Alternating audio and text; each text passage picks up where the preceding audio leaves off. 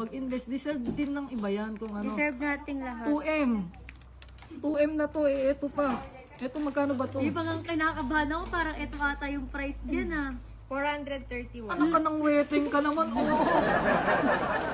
Uy, pero tignan mo naman yan. Oh. Tignan mo naman, talaga naman. Magkano?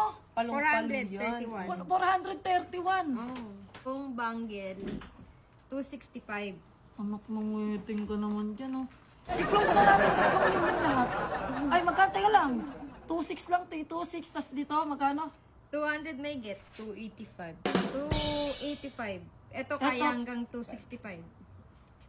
Eto, 285. 285 tapos. 265 sagad. Sagad mo na ng 3 million yun, 3M. Lahat na yan. Ito, ano ba to? Yes. Legit yan. 3 million. 3 million. Pero kulang yung Pero dala kulang po. natin. Paano yun? 2M lang po. Susunod na namin yung 1M. Taray ah, naka-limit lang yung pera nyo. Naka-limit lang yung pera mo. Wow, taray. Bilang na to ng 2. Bilangin na lang. Nandun lang talaga yung pera nyo. Pero ano na yan, nakasulat naman dyan kung magkano siya. So, ngayon mga par, ayan, success naman yan. Kaso, ang problema namin, kulang yung budget namin. Pero, eto yung mahalaga mga par. Hindi to pagmamayabang.